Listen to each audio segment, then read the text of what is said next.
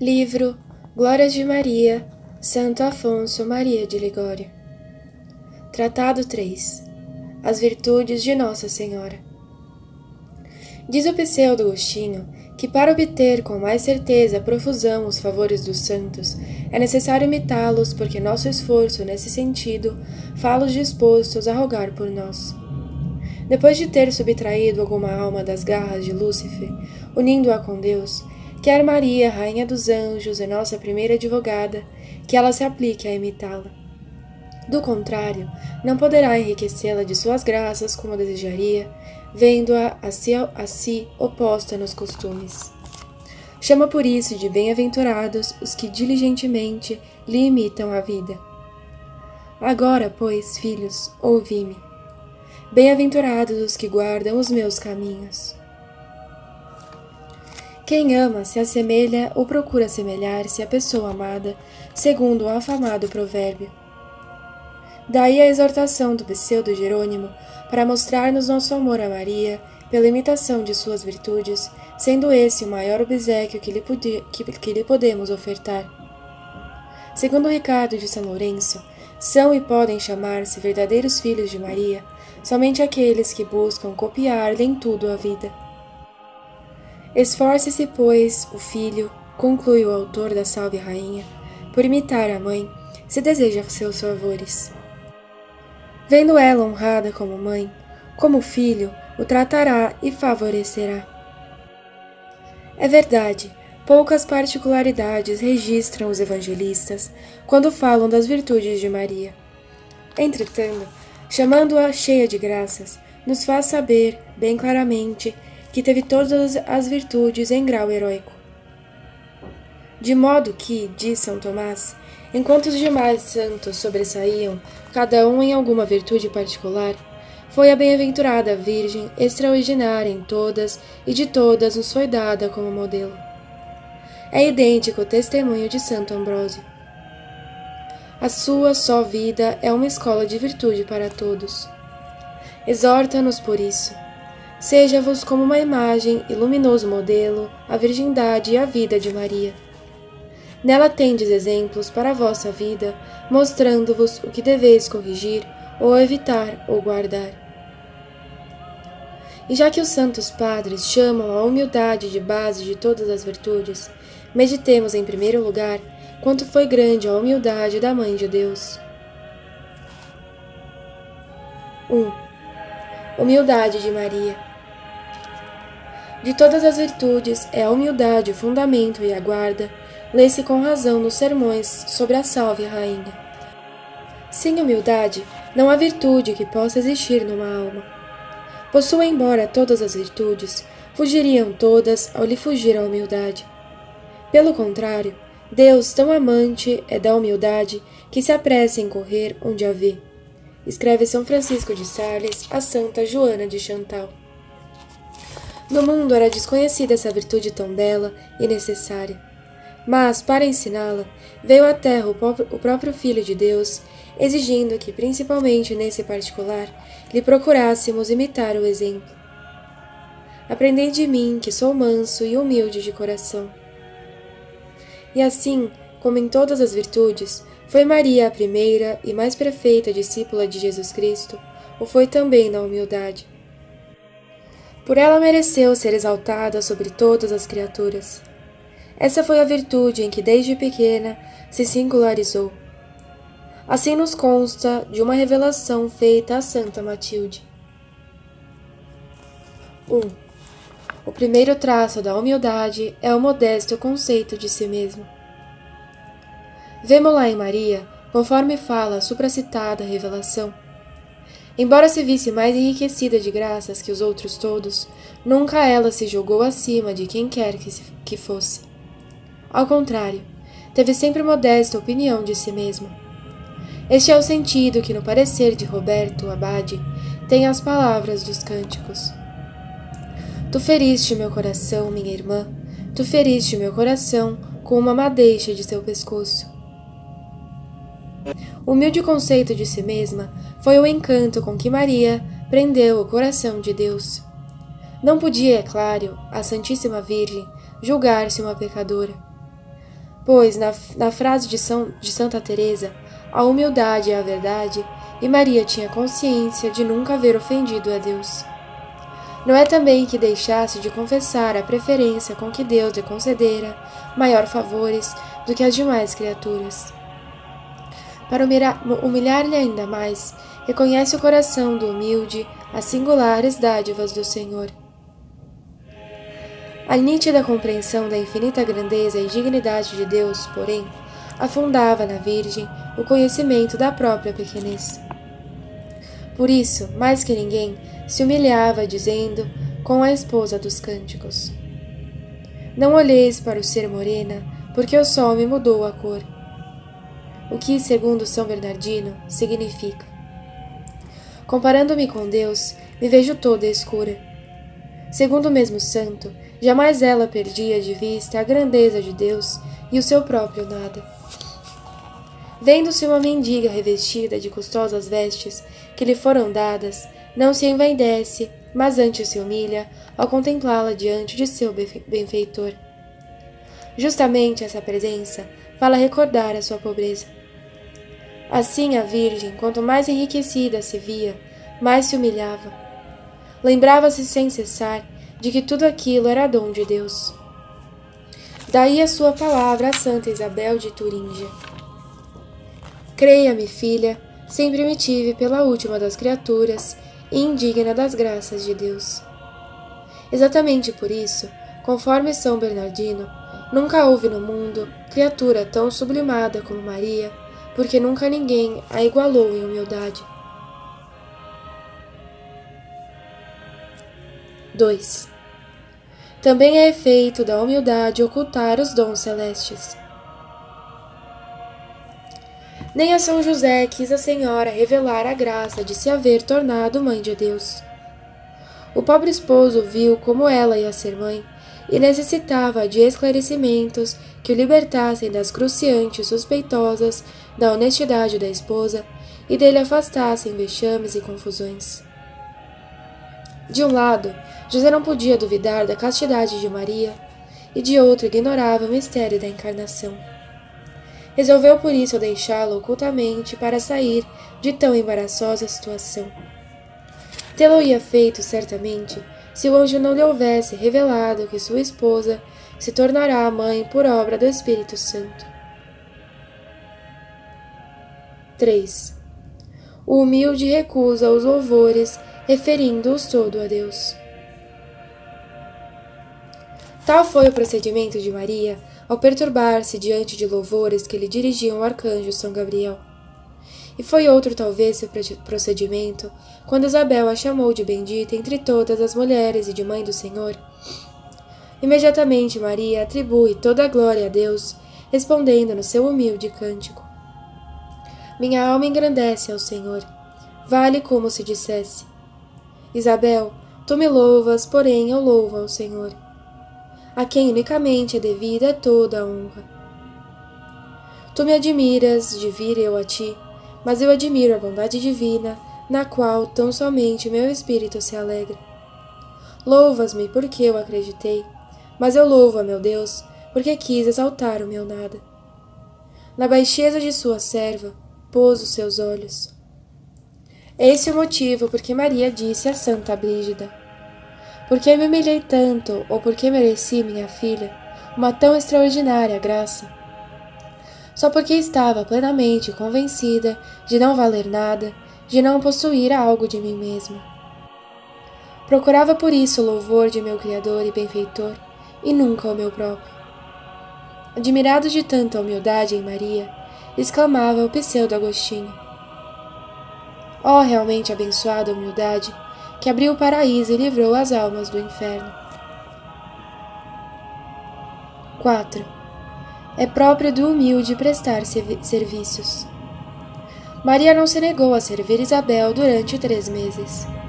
Sobre isto escreve São Bernardo: Admirou-se Isabel da vinda de Maria, porém mais admirável era ainda o motivo de sua vinda. Vinha para servir e não para ser servida. 5. O humilde gosta de uma vida retirada e despercebida. Maria procedeu de modo semelhante, diz-nos o citado santo, quando seu filho pregava numa casa e ela lhe desejava falar. Não se animou a entrar. Ficou de fora e não confiou no prestígio de mãe, mas evitou de interromper a pregação do filho. Não entrou por isso na casa onde ele falava, observava o mesmo santo padre. Pelo mesmo motivo, quis também tomar o último lugar quando estava no cenáculo com os apóstolos. Todos perseveravam, de comum acordo, em oração com as mulheres e Maria, mãe de Jesus. Bem conhecia São Lucas qual o mérito da Divina Mãe, devendo por isso nomeá-la antes de todos. Porém, de fato, Maria tinha tomado o último lugar depois dos apóstolos e das santas mulheres. São Lucas, na opinião de um autor, o nomeou a todos e por último a Virgem, segundo o lugar que ocupava. Isso motiva a observação de Santo Bernardo. Com razão tornou-se a primeira, a que era a última, porque sendo a primeira, se fizera a última. 6. Os humildes amam finalmente os despresos. Eis porque não se lê que Maria aparecesse em Jerusalém no domingo de Ramos, quando seu filho foi recebido com tanta pompa pelo povo. Mas, por ocasião da morte de Jesus, não receou comparecer em público no Calvário, aceitando assim a desonra de se dar a conhecer por mãe de um sentenciado que ia sofrer a morte de um criminoso. Ela mesma disse uma vez a Santa Brígida: que há de mais humilde do que ser chamado de louco, sofrer privação de tudo e ter a si mesmo por último de todos? Ó filha, era assim a minha humildade, na qual estava a minha alegria e todo o desejo de meu coração. Pois minha única preocupação era ser em tudo semelhante a meu filho. 7. Em um êxtase foi dado a conhecer a venerável Paula de Foligno quanto foi grande a humildade de Maria. Relatando essa graça a seu confessor, dizia-lhe atônita: a humildade de Nossa Senhora. Ó meu Pai, a humildade de Nossa Senhora. Não existe no mundo, nem ainda no menor grau, humildade que se compare à de Maria. O Senhor também mostrou um dia a Santa Brígida duas mulheres, uma toda luxo e vaidade. Esta, disse ele, é a soberba. Sobre a outra, disse: contempla essa que tem a cabeça baixa, que é serviçal para com todos, pensando em Deus unicamente, convencida de seu nada.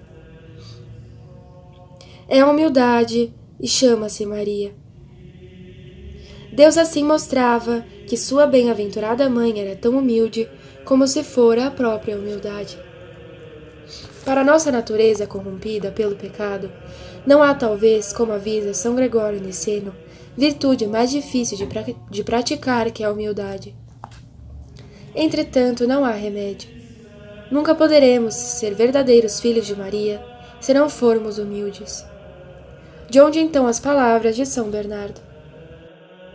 Se não podes imitar a humilde Virgem em sua pureza, imita ao menos a pura Virgem em sua humildade. Ela aborrece os soberbos e só chama a si os humildes.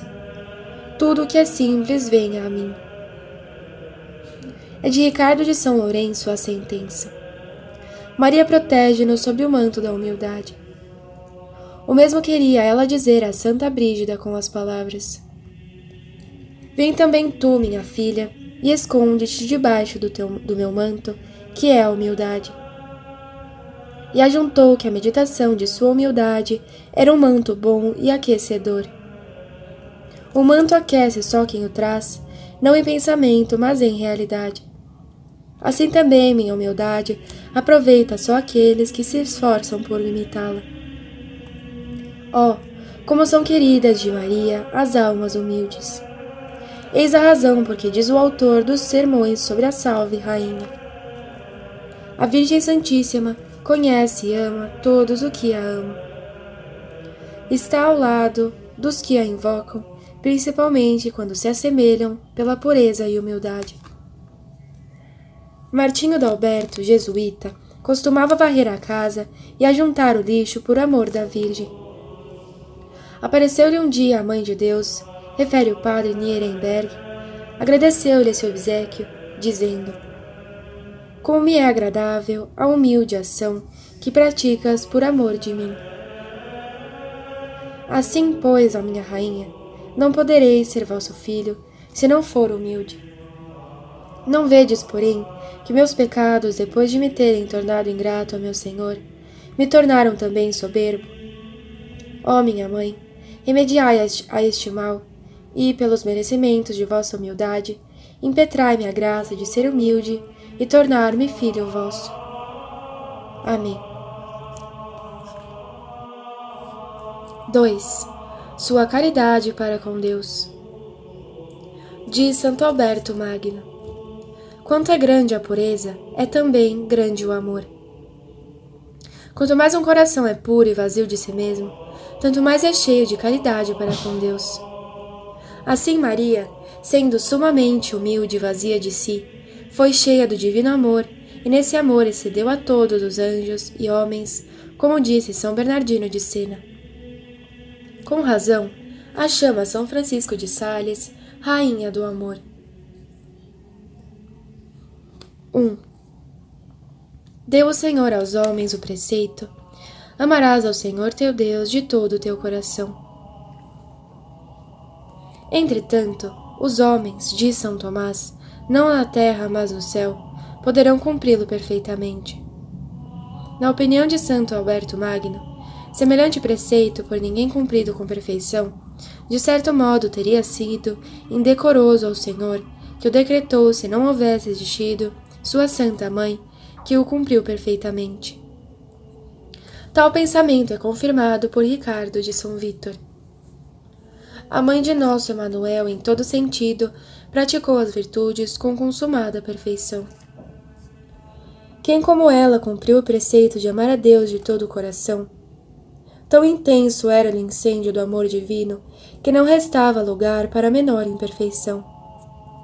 De tal modo o amor divino feriu a alma de Maria, observa São Bernardo, que não lhe deixou parte alguma que não fosse ferida de amor. Deste modo, pois, cumpriu a Senhora perfeitamente o primeiro preceito divino. Bem podia dizer de si: o meu amado é para mim, e eu para ele. Até os serafins, exclama Ricardo, podiam descer do céu para aprender no coração de Maria a maneira de se amar a Deus. 2. Deus é o amor, e a terra veio para atear em todos os corações a chama de seu amor.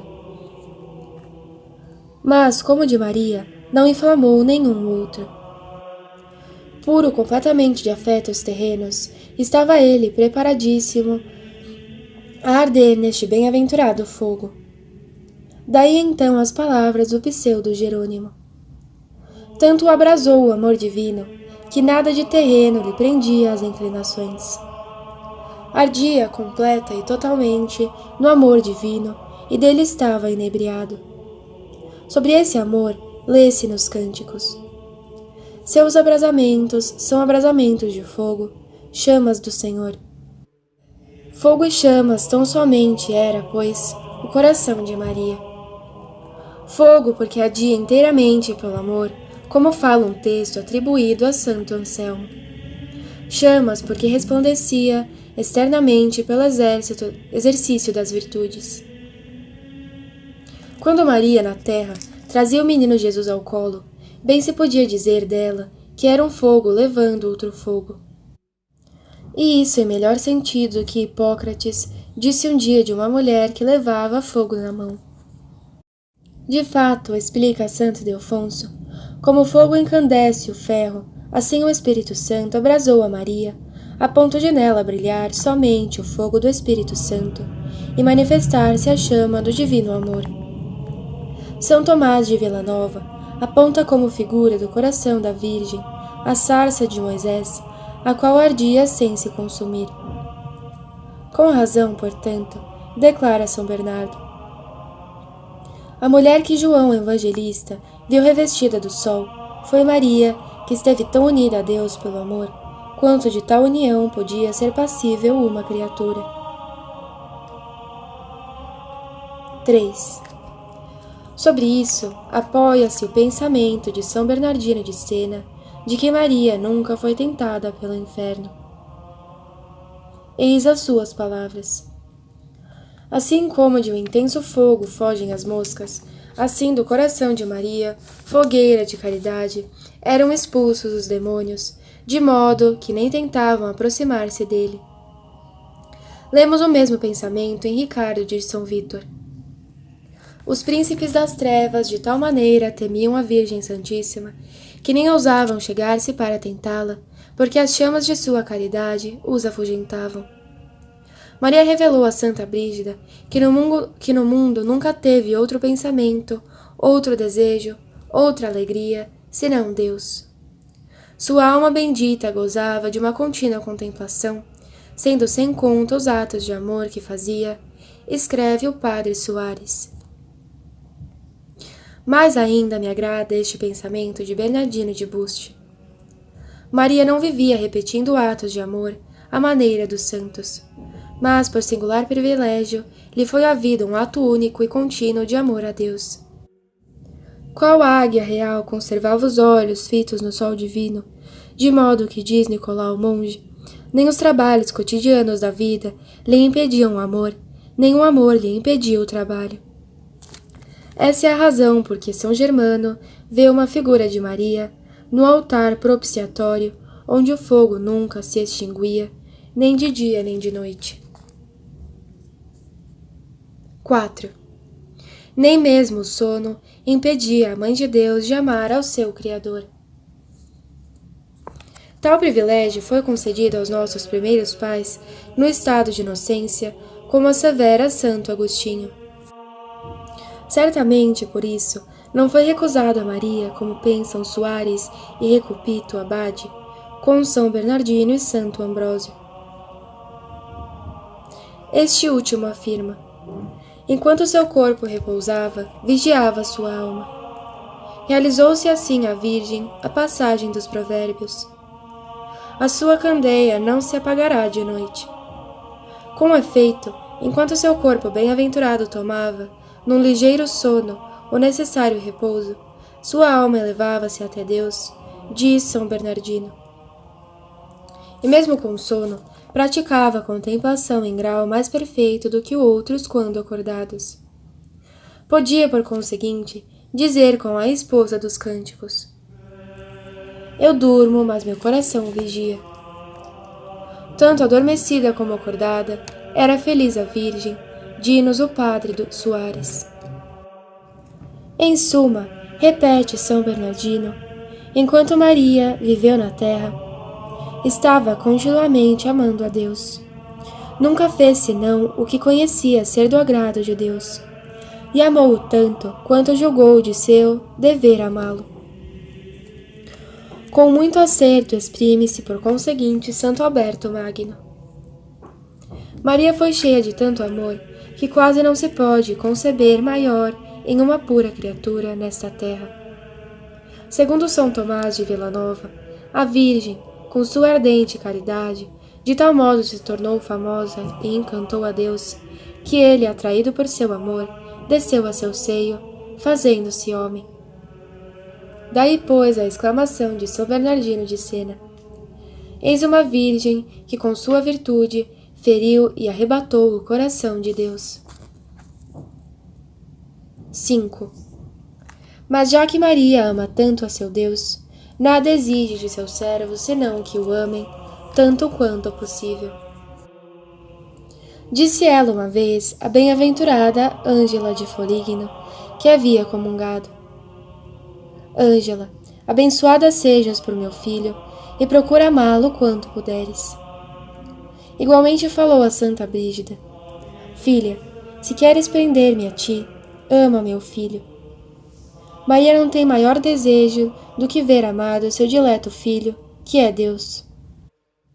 Pergunta Novarino por que razão a Santíssima Virgem rogava aos anjos, com a esposa dos cânticos, que dessem parte ao Senhor do grande amor que lhe consagrava. Eu vos conjuro, filhas de Jerusalém, que, se encontrardes o meu amado, lhe façais saber que estou enferma de amor. Por acaso não conhecia Deus o seu amor? Porque tem ela tanto empenho em mostrar-lhe a chaga que ele mesmo abriu? E Novarino responde que desse modo a Mãe de Deus queria patentear seu amor, não a Deus, mas a nós mesmos, para nos ferir com seu amor divino, assim como já estava por ele ferida. Como é toda fogo para amar a Deus, a todos os que a amam e dela se aproximam, inflama e torna semelhantes a si mesma, observa São Boaventura. Chama-lhe por isso Santa Catarina de Sena, a portadora do fogo do divino amor. Portanto, se nós também queremos arder nessa chama bem-aventurada, procuremos sempre estar junto de nossa Mãe, com as orações e os afetos. Ó Maria, Rainha do Amor, a mais amável, a mais amada e a mais amante de todas as criaturas, como vos dizia São Francisco de Sales. Ah, minha Mãe! Vós ardestes sempre no amor de Deus, dignai-vos, pois, conceder-me, ao menos, uma centelha deste amor. Vós pedistes a vosso filho por aqueles esposos a quem faltava o vinho.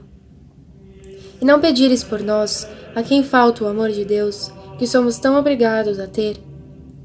Dizei a Jesus, eles não têm amor, e só o que vos pedimos. Ó minha Mãe, pelo amor que tendes a Jesus, atendei-nos, rogai por nós. Amém. 3. Sua caridade para com o próximo. O amor para com Deus e para com o próximo nos é imposto pelo mesmo preceito. E nós temos de Deus este mandamento, que o que ama a Deus, ame também a seu irmão. São Tomás dá-nos a razão. Quem ama a Deus, ama todas as coisas amadas por ele. Disse um dia Santa Catarina de Sena: Meu Deus, querei que eu ame ao próximo, e só a vós eu posso amar. Ao que respondeu o Senhor: Quem me ama, também ama tudo aquilo que é amado por mim. Ora, como nunca houve, nem haverá, quem ame a Deus mais do que Maria, tampouco nunca houve, nem haverá quem mais que ela ame ao próximo. 1. Lemos nos cânticos. O rei Salomão fez um trono portátil de madeira do Líbano. Por dentro ornou-o do que há de mais precioso, um mimo das filhas de Jerusalém. Sobre o texto, observa Cornélio, a lápide, que o trono portátil é o seio de Maria, no qual habitou o Filho de Deus, enchendo de caridade sua divina Mãe, a fim de que ela valesse, com isso, a todos os que a implorassem. Passou Maria uma vida tão cheia de caridade que socorria os necessitados, ainda quando não lhe pediam solícito auxílio. Assim o fez, por exemplo, nas bodas de Caná. Com as palavras, eles não têm vinho, rogou ao filho livrasse milagrosamente os esposos do inevitável vexame. Quão pressurosa era quando se tratava de socorrer ao próximo. Quando, movida pelo dever de caridade, foi assistir Isabel, diz o Evangelho, que então teve pressa em passar pelas montanhas. Mais brilhante prova dessa grande caridade não nos pode dar do que oferecendo seu Filho à morte pela nossa salvação.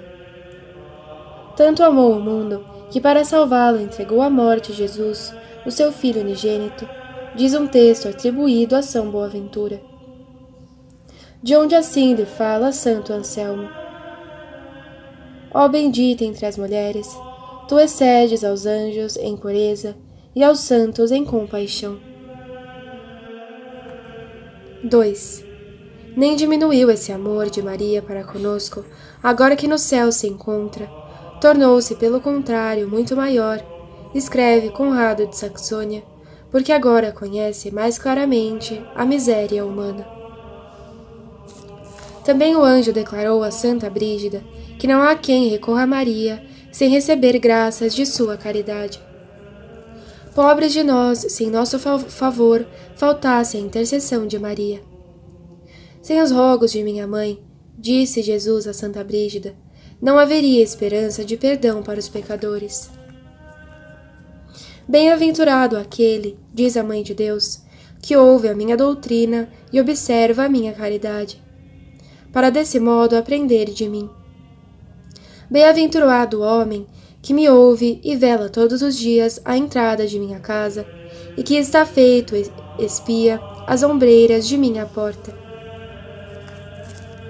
Para captar a estima de Maria, melhor meio não há, diz São Gregório Nazianzeno, do que usar de caridade para com o próximo.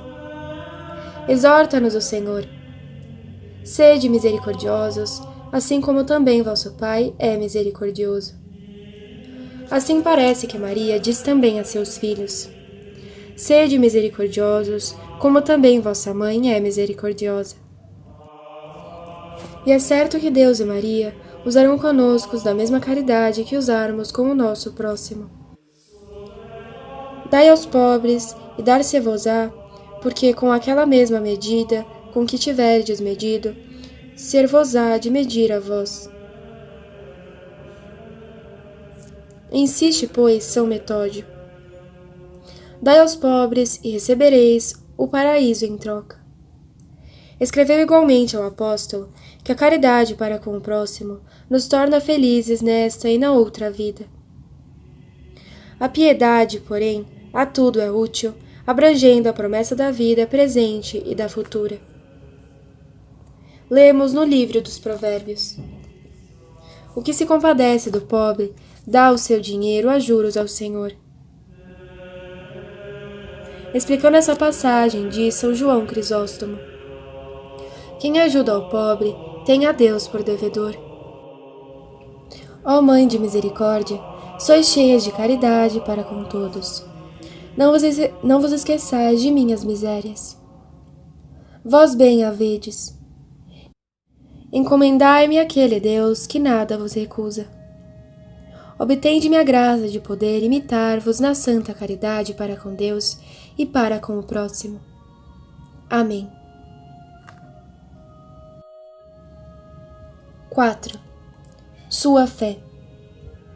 A bem-aventurada Virgem, assim como é mãe do amor e da esperança, também é mãe da fé. Eu sou a mãe do belo amor, do temor e do conhecimento e da santa esperança. Acertadamente tal se chama, diz Santo Ireneu, porque o dano que Eva com sua incredulidade causou, Maria o reparou com sua fé. Palavra essa que Tertuliano confirma, dizendo: Eva deu crédito à serpente em oposição à palavra de Deus, e com isso trouxe a morte. Nossa rainha, ao invés, crendo na palavra do anjo, segundo a qual deveria ser mãe do Senhor e permanecer virgem, gerou ao mundo a salvação. De acordo está com isso a seguinte sentença, atribuído a Santo Agostinho: dando Maria seu consentimento à encarnação do Verbo, abriu aos homens o paraíso por sua fé.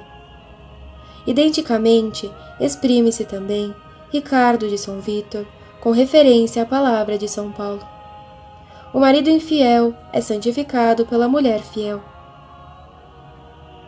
É Maria, diz Ricardo, essa mulher fiel, porque com sua fé salvou Adão e a toda a descendência dele.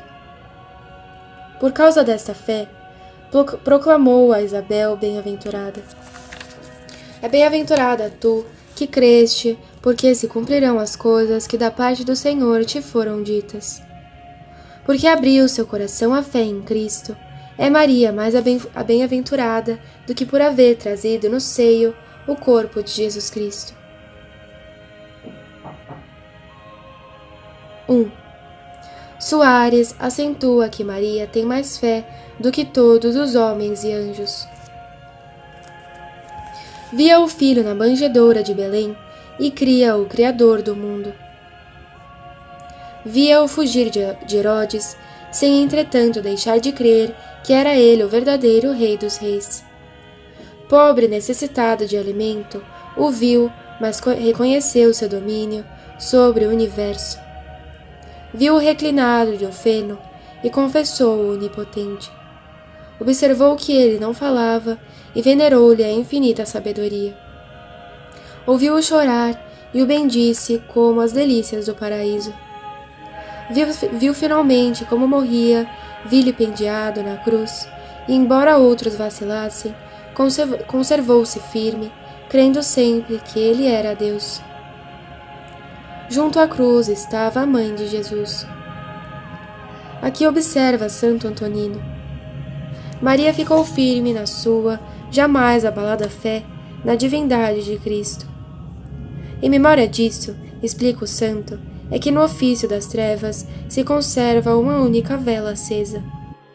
Com muito acerto, São Leão refere a Maria a seguinte passagem dos Provérbios: a sua candeia não se apagará de noite. Vem a propósito agora o texto de Isaías. Eu calquei o lagar sozinho, e das gentes não se acha homem algum comigo. Comentando, assevera São Tomás: as palavras homem algum devem ser acentuadas por causa da Virgem, cuja fé nunca vacilou. Assim Maria, conclui Santo Alberto Magno, exercitou a fé por excelência, enquanto até os discípulos vacilaram em dúvidas, ela afugentou toda e qualquer dúvida. Virgem da luz para todos os fiéis é título que lhe dá Santo Metódio, justamente por causa dessa sua inabalável e grande fé. São Cirilo de Alexandria saúda-a como rainha da fé ortodoxa. A própria Santa Igreja atribui aos merecimentos de sua fé a extirpação de todas as heresias. Alegra-te, ó Virgem Maria, porque sozinha extirpar-se todas as heresias. Dizem os cânticos: feriste o meu coração, minha irmã, esposa minha, com um dos teus olhares. Na explicação de São Tomás de Vilanova, os olhares de Maria foram a sua fé, pela qual se tornou tão agradável a Deus. 2. Aqui nos exorta Santo Ildefonso a imitarmos Maria na fé. Mas imitá-la como? A fé, ao mesmo tempo, é dom e virtude. E dom de Deus, enquanto é uma luz na alma, e virtude, enquanto é o exército que dela faz a alma. Assim, a fé nos deve servir de norma, não só para crer, senão também para agir. Por isso, diz São Gregório, quem pôs a vida de acordo com a fé, esse crê de verdade. E escreve Santo Agostinho: tu me dizes, eu creio. Procede, então, segundo essa palavra, e de fato estás crendo. A prova de uma fé viva é viver conforme o que se crê. O meu justo vive da fé. Assim foi a vida da bem-aventurada Virgem, bem diferente da de muitos que vivem de modo oposto ao que creem. Destes é a morta a fé, como diz São Tiago. Porque assim como sem o Espírito o corpo está morto, morta é a fé sem as obras. Diógenes andava procurando um homem na terra. Assim também parece que Deus anda procurando um cristão no meio de tantos fiéis. Com efeito, poucos são cristãos pelas obras. A maior parte dos homens só é de nome. Dever-se-iam repetir-lhes as palavras de Alexandre a um seu homônimo e covarde soldado: muda ou de nome ou de vida. Ou antes, segundo o padre mestre Ávila, se deveriam encerrar esses infelizes como loucos numa prisão. Pois eles creem que há uma eternidade feliz preparada para os bons e uma infeliz para os maus. E, entretanto, vão vivendo como se não crescem em tal doutrina. Exorta-nos Santo Agostinho a vermos as coisas com olhos cristãos, isto é, à luz da fé. Santa Teresa dizia que todos os pecados nascem da falta de fé.